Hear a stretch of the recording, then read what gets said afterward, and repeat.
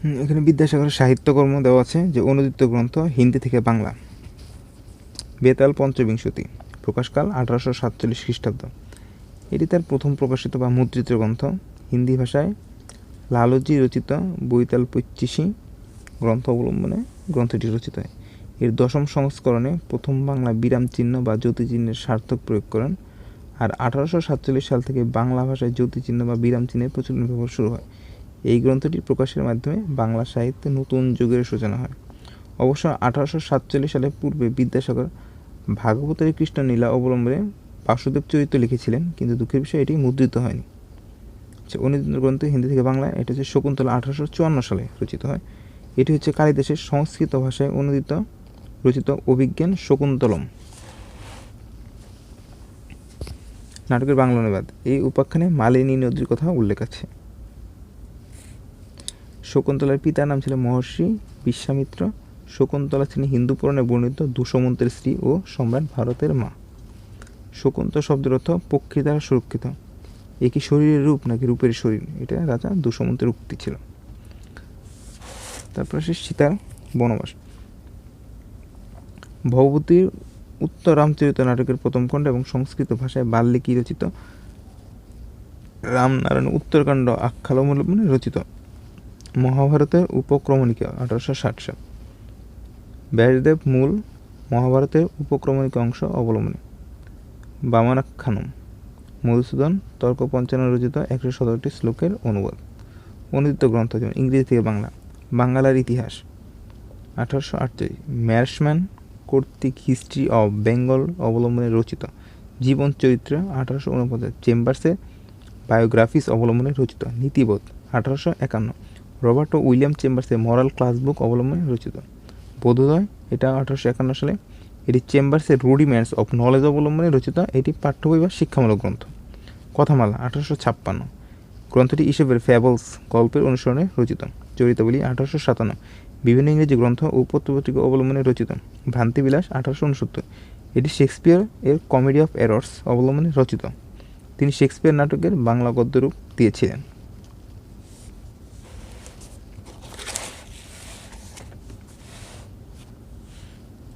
মৌলিক গ্রন্থ।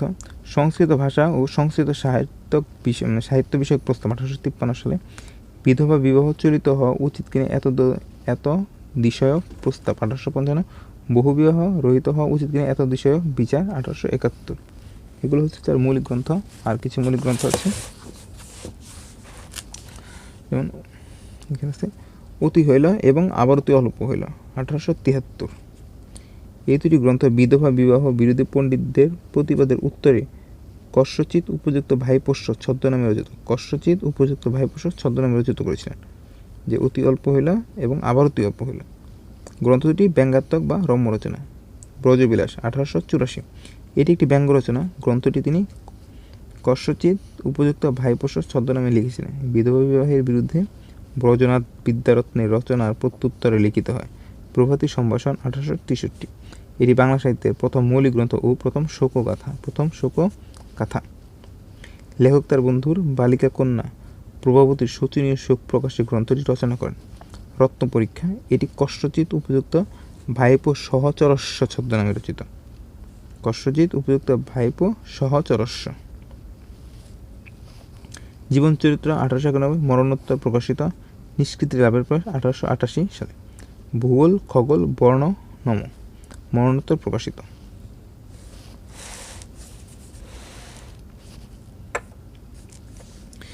শিশুদের জন্য পাঠ্য বই বা শিক্ষামূলক গ্রন্থ।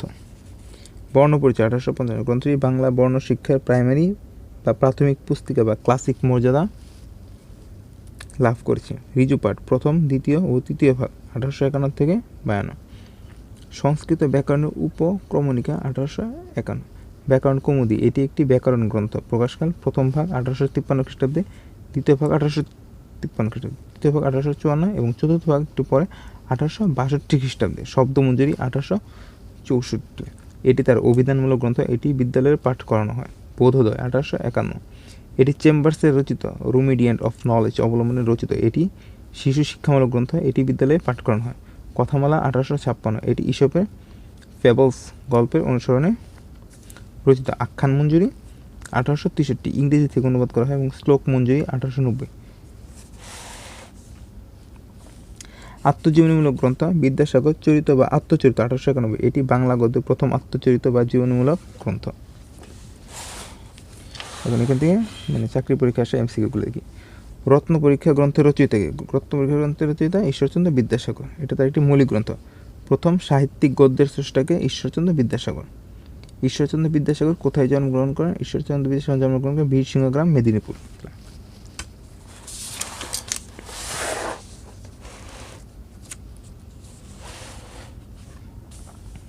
এখানে কোনটি বিদ্যাসাগরের আত্মজীবনীমূলক লেখা? আত্মচরিত। বাংলা গদ্যের জনককে? বাংলা গদ্যের জনক ঈশ্বরচন্দ্র বিদ্যাসাগর। ঈশ্বরচন্দ্র বিদ্যাসাগরের ভ্রান্তিবিলাস কোন নাটকের গদ্য অনুবাদ? Comedy of errors. প্রভাতী সম্ভাষণ কার রচনা? ঈশ্বরচন্দ্র বিদ্যাসাগর। ঈশ্বরচন্দ্র বিদ্যাসাগর রচিত ব্যাকরণ গ্রন্থের নাম কি? ব্যাকরণ কৌমুদী। ঈশ্বরচন্দ্র বিদ্যাসাগর রচিত ব্যঙ্গাত্মক রচনা কোনটি? ব্রজবিলাস।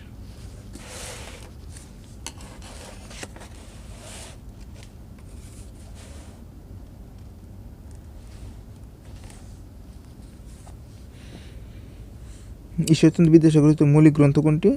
প্রভাতী সম্ভাষণ। প্রভাতী সম্ভাষণ বাংলা সাহিত্যের প্রথম মৌলিক গ্রন্থ এবং প্রথম শোকগাথা। ঈশ্বরচন্দ্র বিদ্যাসাগরের পারিবারিক নাম কি ছিল? ঈশ্বরচন্দ্র বন্দ্যোপাধ্যায়। ঈশ্বরচন্দ্র বন্দ্যোপাধ্যায়। ঈশ্বরচন্দ্র বিদ্যাসাগরকে কবে বিদ্যাসাগর উপাধি দেওয়া হয়? 1839 সালে, 19 বছর বয়সে। বিধবা বিবাহ আইন প্রচলনে কার অবদান ছিল? ঈশ্বরচন্দ্র বিদ্যাসাগর। ঈশ্বরচন্দ্র বিদ্যাসাগরের মৌলিক গ্রন্থ কোনটি? অতি অল্প হইল। ভ্রান্তিবিলাস কার লেখা? ভ্রান্তিবিলাস লেখা ঈশ্বরচন্দ্র বিদ্যাসাগর। বাংলা গদ্যের যথার্থ শিল্পী বলা হয় কাকে? ঈশ্বরচন্দ্র বিদ্যাসাগরকে। বাংলা গদ্যে প্রথম জ্যোতিচিহ্নের ব্যবহার করেন কে? ঈশ্বরচন্দ্র বিদ্যাসাগর। বেতাল পঞ্চবিংশতি। বেতাল পঞ্চবিংশতি কার রচিত গ্রন্থ? ঈশ্বরচন্দ্র বিদ্যাসাগর। ঈশ্বরচন্দ্র বিদ্যাসাগর কোন শতকের মানুষ? ঈশ্বরচন্দ্র বিদ্যাসাগর 19 শতকের মানুষ।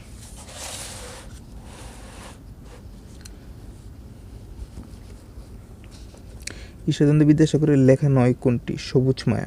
ঈশ্বরচন্দ্র বিদ্যাসাগর জন্মগ্রহণ করেন 1820 সালে। নিচের কোন গ্রন্থে প্রথম জ্যোতিচিহ্নের সার্থক প্রয়োগ করা হয়? বেতাল পঞ্চবিংশতি।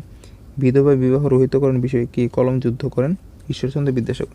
বিদ্যাসাগরের রম্য রচনা কোনটি? রম্য রচনা অতি অল্প হইল। 1855 সালে বিদ্যাসাগরের লেখা কোন বইটি ক্লাসিক মর্যাদা লাভ করে? বর্ণ পরিচয়। শেক্সপিয়ারের নাটক বাংলা গদ্যে রূপ দিয়েছেন ঈশ্বরচন্দ্র বিদ্যাসাগর। হিন্দু সমাজে বিধবা বিবাহের প্রবর্তক ঈশ্বরচন্দ্র বিদ্যাসাগর। ঈশ্বরচন্দ্রকে কোন প্রতিষ্ঠান বিদ্যাসাগর উপাধি প্রদান করে? সংস্কৃত কলেজ। শকুন্তলার অনুবাদক ঈশ্বরচন্দ্র বিদ্যাসাগর। বাংলা লিপি সংস্কারে বিশেষ ভূমিকা রেখেছেন ঈশ্বরচন্দ্র বিদ্যাসাগর। ব্রজবিলাস গ্রন্থের রচয়িতাকে? ঈশ্বরচন্দ্র বিদ্যাসাগর। বর্ণপরিচয়ের লেখক? এটাও ঈশ্বরচন্দ্র বিদ্যাসাগর। কালিদাসের অভিজ্ঞান শকুন্তলম নাটকটি মূলত কোন ভাষায় রচিত?